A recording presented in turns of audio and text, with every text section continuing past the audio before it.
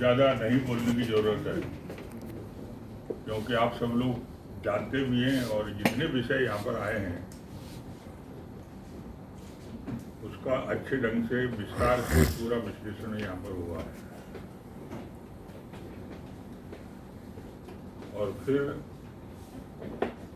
संक्षेप में कही हुई बात आप भली बात समझ लेते हैं, क्योंकि सब आप समझदार हैं।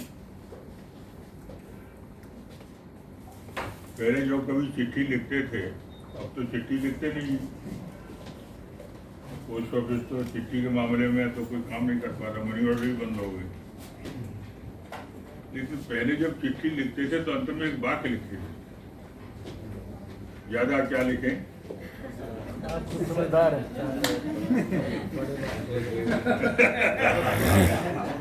हाँ, ज्यादा समझना और ज्यादा क्या लिखें?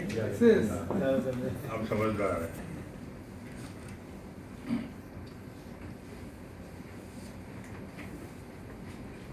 मेरी इच्छा संगठन के बारे में और संगठन को मजबूत करने के बारे में आपसे चर्चा करूं तो ठीक रहेगा।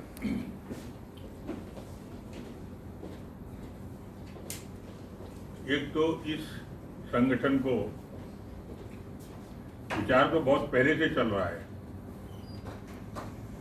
और हम जिस विचार को लेकर के चले हैं ये भारत की अस्मिता का विचार है। भारत का पूरे विश्व के प्रति जो कर्तव्य है उस कर्तव्य के निर्वहन का विचार है।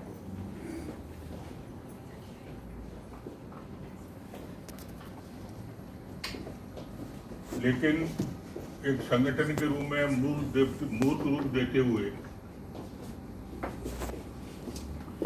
ये 2021 मकर संक्रांति के दिन आया। एक वर्ष बाद उसकी राष्ट्रीय कार्यकारिणी की बैठक भी हुई। हरिद्वार में योजना ये थी कि हम प्रत्यक्ष रूप से मिल सकेंगे, लेकिन कोरोना का प्रकोप ज्यादा ही बढ़ गया और इसलिए संगठन ने ठीक ही किया। बाकी सरकार की भी इच्छा थी, उसको कोई एकत्रित नहीं किया और वर्चुअली उसको संपन्न किया। और उस कार्यकारिणी के अंदर जो 10 प्रस्ताव आए, जिसकी चर्चा सबके पास होगी। अपनी जो पत्रिका है दिशाबोध, उसमें भी वर्णित है। वो थोड़ा जिक्र उसका माननीय अध्यक्ष महोदय ने भी हम सबके सामने किया है। और उसमें बोलते हुए मैंने कहा था कि जो 10 प्रस्ताव हैं ये भारत तिब्बत संगठन के लिए, कार्यकर्ताओं के लिए एक टेक्स्ट बुक के रूप में है। उसमें सारी चीजें समाहित हैं कि हम करना क्या चाहते हैं। प्राकृतिक जो संपदा है, जल संसाधन संरक्षण है, इसकी चर्चा उसमें है। महिलाओं के उत्पीड़न की चर्चा उसमें है। महिला सशक्तिकरण की चर्चा उसमें है। 14 नवंबर को 1962 में जो संसद में संकल्प पारित किया था उसकी चर्चा उसमें है। तिब्बत की जो चिकित्सा पद्धति है, इसको तिब्बत चिकित्सा पद्धति कहते हैं, भारतीय चिकित्सा पद्धति है। और इसलिए उसमें एक सिफारिश के लिए भी सरकार से निवेदन किया है कि इसको आयुष मंत्रालय की तरफ से समर्थन दिया जाए। तो उसमें जैसा बताया, भारत रत्न के बारे में भी 2 महापुरुषों का उल्लेख है।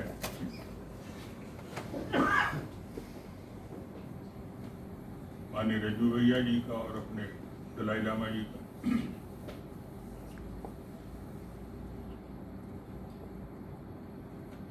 तो इसलिए उसको एक टेक्स्ट बुक के रूप में, टेक्स्ट के रूप में लेकर के हम लोग आगे बढ़े।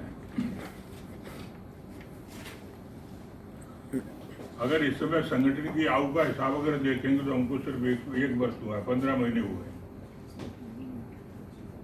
और 15 महीने किसी संगठन के लिए बहुत कम होते हैं।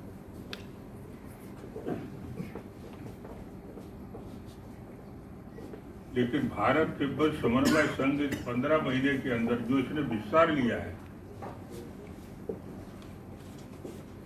जिस तरह के कार्यकर्ताओं को इसके साथ जुड़ाव हुआ है विभिन्न क्षेत्रों के,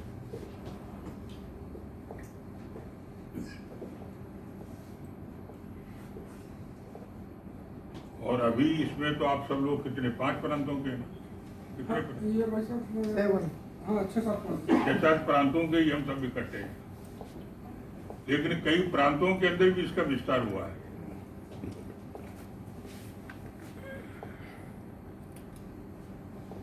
हम राष्ट्र के स्तर पर, प्रांत के स्तर पर, यहाँ तक कि हम जिले के स्तर पर भी जा रहे हैं। और जैसा अभी बताया कि 3, 18 और 3, 18 क्या है विभाग? 3 विभाग और 18 प्रभाग। ये जो पूरा स्ट्रक्चर है, ये जो पूरी रचना है, उसके गठन की योजना बनाई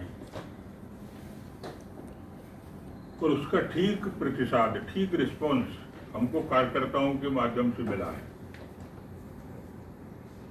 इसलिए हम समझ सकते हैं कि इस संगठन की आवश्यकता कितनी ज्यादा है और जनता इसके प्रति कितनी समर्पित है, कितने जल्दी और उत्साहपूर्वक उसको आशीर्वाद दिया है। और इसलिए मुझे ऐसा लगता है कि अपने ऊपर शिव की कृपा है, ईश्वर की कृपा है, और इसलिए इस कार्य को इतनी अच्छी गति हमको मिल रही है।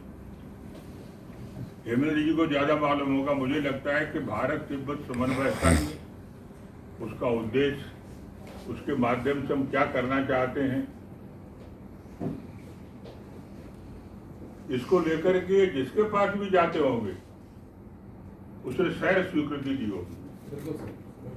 शायद स्वीकृति नहीं दी होगी तो मन के अंदर उसने बड़ी शांति और एक बड़ी सांत्वना जैसी का अनुभूति उसने की होगी कि एक अच्छे काम के लिए हमारे पास कोई विषय आए, कोई विचार आए।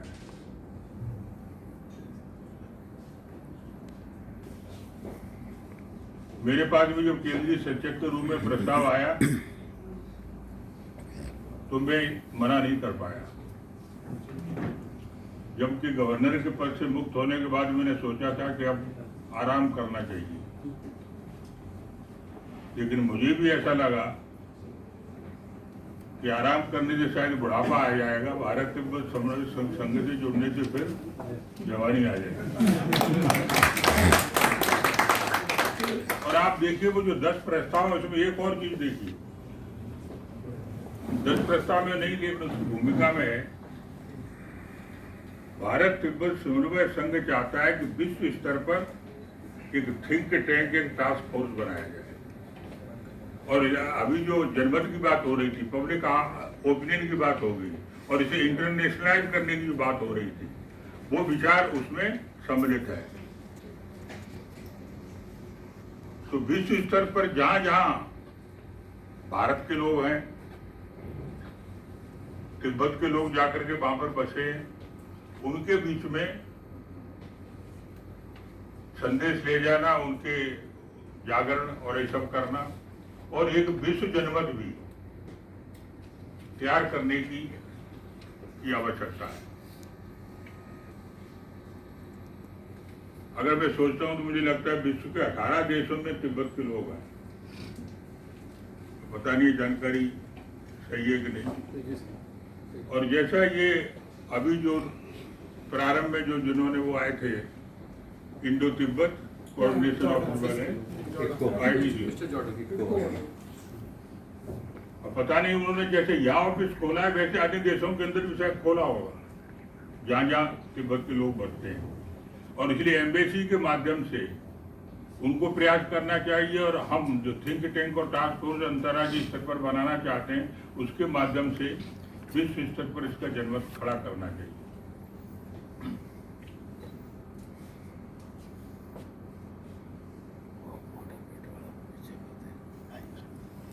मैं एक और दृष्टि से सोच रहा था कि तिब्बत में जो कुछ हो रहा है,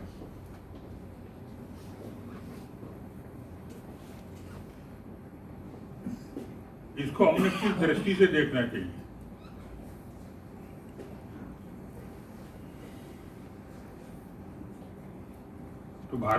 तो तिब्बत जो है वास्तव में ये भारत की पहचान है, ये संस्कृति का जो है वहां पर एक आदर्श है। और ऐसा कहा जाता है कि तिब्बत जो है ये भारत संसार का स्वर्ग है। भगवान शिव का निवास तो वहाँ है ही, और ऐसी मान्यता है कि पूरे विश्व का 2/3 जल तिब्बत में है। बड़ी बड़ी नदियां वहां से निकलती हैं,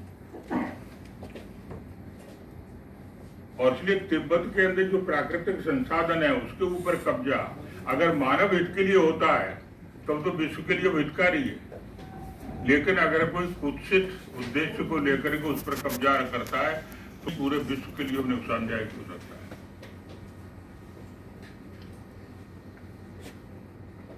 और इसलिए भारत तिब्बत समन्वय संघ जिस काम को कर रहा है, ये काम वास्तव में ये मानवीय कार्य तो है, मानव का प्रयत्न वास्तव में कार्य ईश्वरीय है। भगवान शिव भी ये चाहते होंगे, ईश्वर भी ये चाहता हो कि तिब्बत की जो पहचान है, जो उसकी आध्यात्मिक महत्ता है, कैलाश मानसरोवर है, ये सब उसकी रक्षा ठीक प्रकार से होना चाहिए। और इसलिए ईश्वर भी ये चाहता होगा, इसलिए वास्तव में ईश्वर का कार्य है। और जिस तरह अपने देश में अवतारों ने आकर जो धर्म की स्थापना की है, मानव की रक्षा की जो बात की है, मानवता की रक्षा की बात की है, वो काम इस भारत तिब्बत समन्वय संघ के माध्यम से होने वाला है।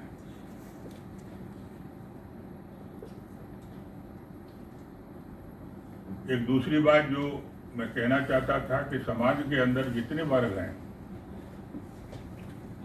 शिक्षा क्षेत्र के हैं, व्यापारी हैं, वकील हैं, पत्रकार हैं, फोर्स के लोग हैं, जितने वर्ग हैं, सारे के सारे वर्ग जो है उनका प्रतिनिधित्व अपने संगठन के अंदर होना चाहिए। और इसलिए एक शब्द का प्रयोग मैंने किया था कि अपना संगठन सर्वस्पर्शी होना चाहिए। समाज का कोई वर्ग छूटे नहीं। और ये लेवर हम सब पर करेगा कि अगर हम जिसके पास भी जाते हैं उसको स्वीकार करेंगे। और इसलिए ये इस बात पर निर्भर करता है कि हम कितनी सक्रियता से लोगों से संपर्क करते हैं।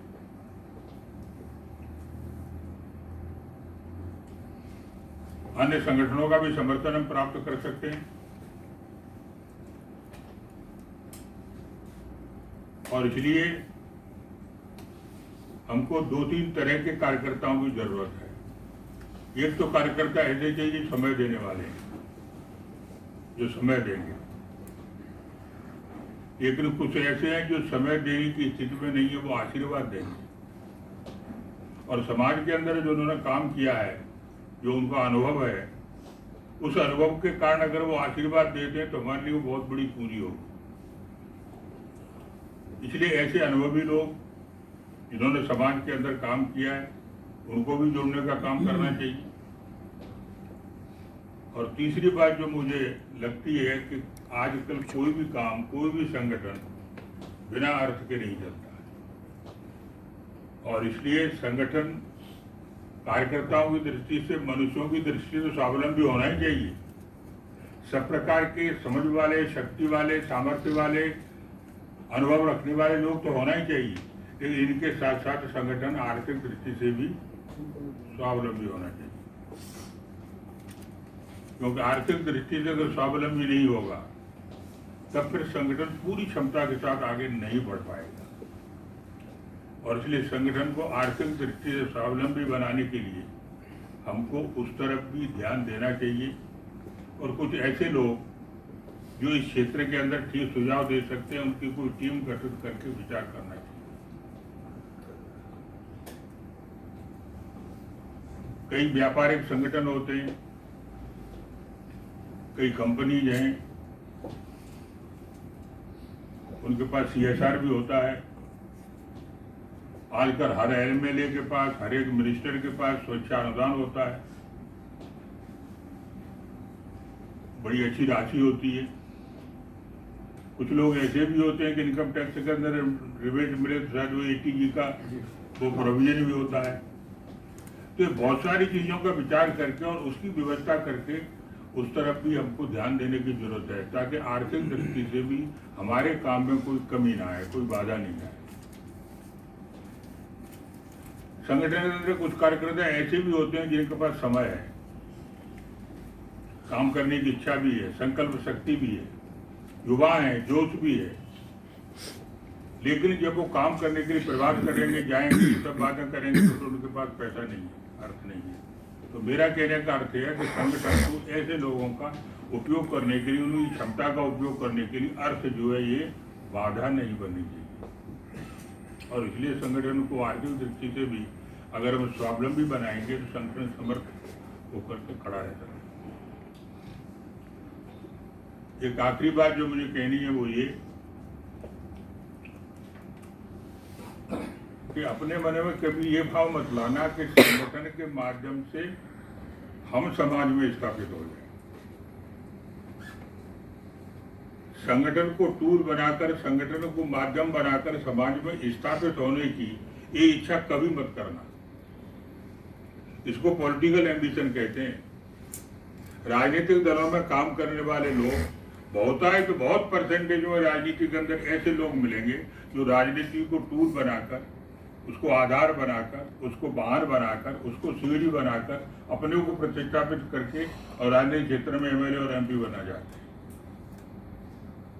और इसलिए उनका उद्देश्य सिर्फ वही रहता है कि कैसे अपने आप को स्थापित करें, कैसे एमएलए और एमपी में, और उसके लिए अगर दल बदलना है तो वो भी करते हैं। कई लोग तो ऐसे मिल जाएंगे जो 12 दल और चार्जों बदल। तो ये जो लालसा रहती है, ये लालसा कोई पॉलिटिकल लोगों में होती है ऐसा नहीं है, लालसा हर एक में हो सकती है। हम भी आदमी है, सांसारिक है, ये इच्छा अपनी भी हो सकती है। वैसे ये इच्छा होना बुरा नहीं है, लेकिन हर चीज का को मर्यादा में होना चाहिए, हर एक चीज जो नियंत्रण में होना चाहिए। और अगर किसी कार्यकर्ता ने अपने मन में ये भाव लाया कि संगठन को माध्यम बना करके मैं स्थापित हो जाऊं, मेरा गुणगान हो, मेरा जयकार हो, तब फिर संगठन कमजोर होता है। लेकिन इसका एक दूसरा अर्थ और भी है जो समझने की जरूरत है कि अगर आप ये इच्छा न रखें, काम और अनुभव के माध्यम से समाज के अंदर अगर अपना प्रभाव क्षेत्र बनाएंगे तो आपके बिना मांगे आपको सम्मान मिलेगा, आप अपने आप स्थापित हो जाएंगे। और इसलिए कई बार मैं ये कहता हूं कि समाज के अंदर काम करते समय डिमांड मत करिए, कमांड करिए। कमांड का मतलब होता है आपका स्वयं का पुरुषार्थ, आप कितने सक्षम है, कितना पुरुषार्थ है, कितनी गुणवत्ता है आप में। और ये जब तक आपके मन अंदर समर्पण भाव नहीं होगा, त्याग नहीं होगा, दूसरे को अच्छा करने की, उसका हित करने की जब तक इच्छा नहीं होगी, तब तक ये कमांड आप नहीं कर सकते। फिर लोग आपको स्वार्थी कहेंगे, दूसरों को बढ़ता हुआ देख करके आपके मन में ईर्ष्या पैदा होगी और सारे के सारे वो अवगुण आ जाएंगे जो बेहुदा बनाने के बजाय दाना बनाते हैं। और इसलिए किसी भी संगठन को मजबूत करने के लिए सबसे बड़ी शक्ति अगर है तो कौन है? वो कार्यकर्ता है। आप कोई भी संगठन ले लीजिए, संगठन में कोई ताकत नहीं होती, ताकत उसके कार्यकर्ता में होती है।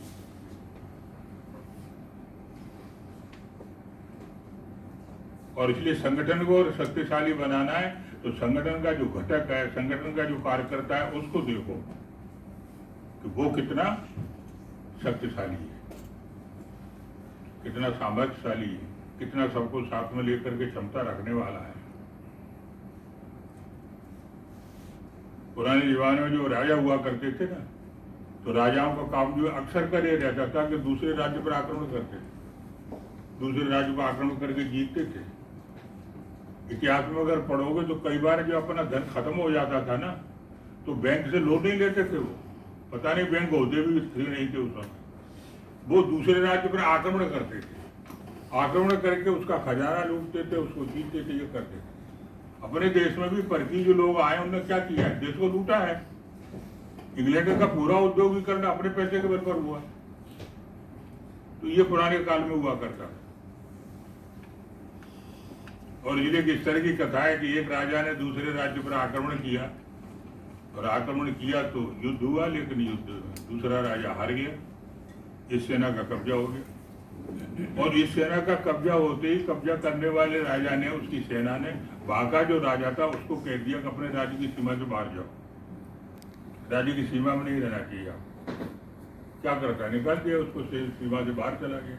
अब सीमा से बाहर चला गया तो न खाने को था न कुछ, इंतजाम था, रोता हुआ अपने जा रहा था परिवार के साथ। रोता हुआ जब जा रहा था तो रास्ते में जो राहगीर मिला उसने उसको पूछा कि आप दिखते तो राजा हो, लेकिन ये क्या है, आप फटे हाल क्यों रो रहे हो? तो उन्होंने अपनी कथा सुनाई। कथा सुनकर वो राहगीर राजा को कहता है कि वहां कुटिया में जाओ, तुम एक साधु बैठे हुए हैं और उन साधु को जाकर के अपनी कथा व्यथा सुनाओ। अगर वो साधु प्रसन्न हो गए, अगर प्रसन्न हो गए तो वो आपको वरदान दे सकते हैं या आपकी समस्या का हल कर सकते हैं। राजा गया कुटिया में, बैठे थे वो लंगोटी पहन कर।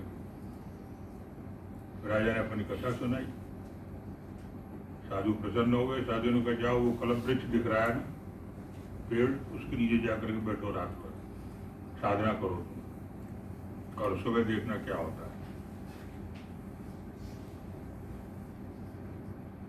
तो राजा तो क्या करते उन्हें, और तो कोई रास्ता था नहीं, उस पेड़ के जाकर के बैठे नीचे रात भर। जैसे ही सुबह हुई वैसे ही उनके सेना के लोग दौड़ते हुए उनके पास आए और सेना के लोगों ने उनको कहा कि चलो आप वापस। क्यों? अरे कि वो जिस राजा ने कब्जा किया था उस राजा के सेना में विद्रोह हो गया। दोनों जो विद्रोह के दल थे दोनों लड़कर के सब समाप्त हो गए, राजा को भी समाप्त कर दिया, राज्य खाली है आपके लिए। कहते हैं कि वो राजा प्रसन्न हो गए, लौट करके गए तो देख के राजा बन गए। लेकिन 2 दिन के बाद उनको ध्यान में आया कि जिसने हमको ये सब करवाया है उसको तो हमने धन्यवाद भी नहीं दिया। धन्यवाद तो देना चाहिए था, इनके कहने से हमको सब ये मिला है। तो 2 दिन बाद अपनी सेना को लेकर के वहीं कुटिया पर फिर आए और साधु को पूछा, धन्यवाद दिया। धन्यवाद देने के बाद वो राजा उनसे साधु से कहते हैं कि मेरी एक जिज्ञासा है, आप उसका समाधान और करिए, बताइए। उन्होंने कहा कि आपके पास इतनी शक्ति है कि आपने मेरा खोया हुआ राज्य वापस दिलवा दिया, तो इतनी शक्ति होने के पश्चात भी आप लंगोटी में क्यों हैं, आप कुटिया में क्यों हैं? आप उस शक्ति का प्रयोग, उस सामर्थ्य का उपयोग अपने लिए क्यों नहीं करते? साधु ने राजा को कहा कि तुम ये नहीं समझ पाओगे कि तुम जब आए थे और तुमको जब मैंने कहा था तो वृक्ष के नीचे जाके बैठो, वो कल्प वृक्ष है, और कल्प वृक्ष में नीचे बैठने के बाद तुमको ये सब कुछ जो मिला है ना, तो ये ताकत उस कल्प वृक्ष में नहीं थी, ये ताकत मेरी लंगोटी में थी। जिस दिन मैंने अपने बारे में सोचना शुरू कर दिया उसी दिन ये शक्ति खत्म हो जाएगी और फिर कुछ नहीं होगा। ये शक्ति जो है वहां नहीं है, शक्ति यहाँ है। बात लंबी होगी, लेकिन मैं कहना ही चाहता था कि कल्प वृक्ष में ताकत नहीं है, ताकत संगठन में नहीं है, ताकत उस लंगोटी में, ताकत उस कार्यकर्ता में, ताकत उस कार्यकर्ता के समर्पण में, कार्यकर्ता के उस त्याग में। और जब संगठन प्रभावी होता है, जो उसकी वाहवा होने लगती है, सब दूर से प्रशंसा होने लगती है, तब और परीक्षा का समय होता है कार्यकर्ता का। और इसलिए ये बात सही है कि ईश्वर का हमको वरदान है कि हम इतने समय के अंदर यहाँ तक आ गए, आगे भी बहुत आगे जाएंगे। लेकिन ये मत भूलना कि फंडामेंटल जो चीज़ है, जो आधारभूत जो चीज़ है, जिसके कारण संगठन को शक्ति मिलती है, वो उसके घटक से, उसके कार्यकर्ता से मिलती है। और इसलिए कार्यकर्ता का सोच, उसका चिंतन कैसा है, इसको बरकरार बनाए रखने की जरूरत है। अंत में एक बात मुझे और कहनी है, जैसा सूफी खान ने भी कहा, अपने जो मार्गदर्शक हैं देवराम बाबा, हंसराज बाबा, उनने जो भविष्यवाणी की है कि तिब्बत तो मुक्त होगा, कैलाश मानसरोवर तो मुक्त होगा, ये साधु संतों के वचन में बहुत ताकत होती है, बहुत ताकत होती है। और मुझे तो ये भी पता लगा है कि जो भी उनसे मिलने जाता है वो कैलाश मानसरोवर की मुक्ति की प्रतिज्ञा करवाते हैं। अब जो संत साधु प्रतिज्ञा करवा रहा है, कन्विक्शन उसका देखिए कितना मजबूत होगा, कितना विश्वास होगा उनका। अभी अभी हरिद्वार में राष्ट्रीय स्वयंसेवक संघ के संचालक मोहन जी का वो गुरुत्रय मंदिर का लोकार्पण हुआ है ना। जी जी जी हुआ। उसमें क्या बोले हो? 15 सालों के 15-20 साल लगे। और वो क्या कहते हैं? वो ये कहते हैं, ये मैं नहीं कह रहा हूं, ये बड़े बड़े ज्योतिष कह रहे हैं, ये भविष्यवाणी हो रही है कि भारतवर्ष से पुराना जो हुआ गया है, चाहे पाकिस्तान हो, चाहे वो पाकिस्तान हो, चाहे फिर वो म्यांमार हो, चाहे फिर वो भूटान हो, चाहे फिर वो तिब्बत हो, और चाहे फिर वो थाईलैंड हो, कि 15-20 साल के अंदर सारे के सारे क्षेत्र पर जो भारतवर्ष था उस पर हमारा वर्चस्व होगा, हमारा विचार होगा। अब कल्पना तो करो कि भारतवर्ष जो 1947 में स्वतंत्र होने के बाद जो स्थिति उसकी चल रही थी, आज 7-8 साल के अंदर भारतवर्ष में कितना परिवर्तन आया है, विश्व में उसको कितनी मान्यता मिली। यानी विश्व दो महान शक्तियों में बटा हुआ है, लेकिन दो महान शक्तियों को नेतृत्व करने वाले लोग जब विश्व की कोई समस्या खड़ी होती तो आज स्थिति ये है कि भारतवर्ष की तरफ देखते हैं। देश का रक्षा मंत्री अमेरिका के रक्षा मंत्री से बात कर रहा है, रूस का रक्षा मंत्री तो खुद भारत में आ रहा है। ये आप नहीं देख रहे हैं परिवर्तन क्या हो रहा है? भारत ग्लोबल लीडर बन गया है, और इसलिए ऐसे वातावरण के अंदर जो हम इतना आगे जा रहे हैं, तो मुझे लगता है कि कृपा है कि भारत तिब्बत समन्वय संघ के रूप में हम भी अपनी आहुति देने के लिए आगे आ रहे हैं। और स्वाभाविक रूप से अगर हम इस बात को जो सोचा है हमने सब कुछ इंटरनेशनल विश्व स्तर पर थिंक टैंक के माध्यम से, जनमत के माध्यम से संगठन को इस तरह पूरी तरह खड़ा करने के पश्चात, तो हम निश्चित रूप से एक प्रभावी भूमिका में जो भविष्य में होने वाला है उसमें एक सक्रिय योगदान दे सकेंगे, और वो हमारे प्रति, भगवान शिव के प्रति महत्वपूर्ण श्रद्धांजलि हो। और इसलिए संगठन को मजबूत करने की दृष्टि से हम स्वयं अपने आप को समर्पित करें, संकल्पित करें, और जो मैंने 2-3 बातें कही हैं उनको ध्यान में लेकर के आगे बढ़ें। आशीर्वाद, बहुत बहुत धन्यवाद।